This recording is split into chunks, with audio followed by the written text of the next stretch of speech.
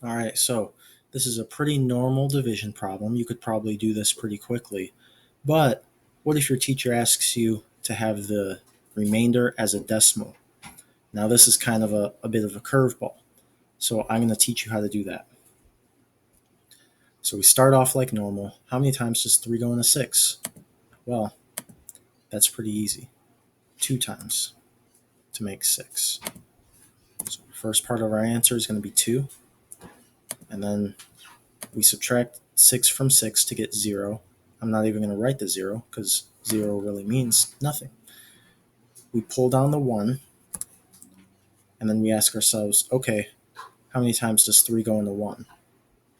Well, it's not going to go in at all. So we need to add a 0 right here. And then this is where we borrow from when we changed fractions to decimals. We're going to add a decimal point right here and a 0 right after it. And again, this is actually the same value. It's still 61, but it's like saying $61.00 instead of just saying $61. So that actually comes in handy when we start dealing with this remainder, because we can pull down the 0 here and then ask ourselves, well, how many times does 3 go into 10? And the answer is it goes in 3 times to make 9.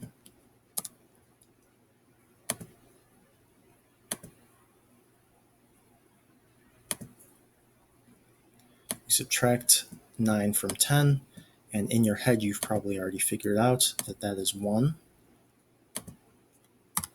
Well, what do we do now? We can't put 3 into 1, so we have to add yet another 0 after the decimal point.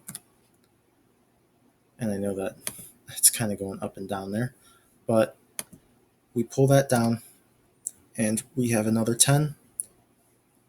It'll go in 3 times to make 9. And well, we're starting to see that we're stuck in a time loop right here. Okay? We just keep doing the same thing over and over again. And technically,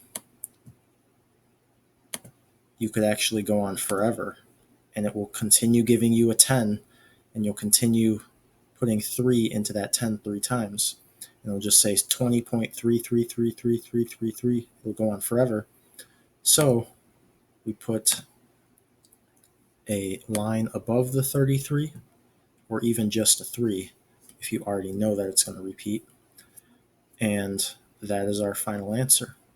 The other way to say this would have also been 20 and 1/3, or 20 with a remainder of 1 if you want to kind of do it the younger grade way.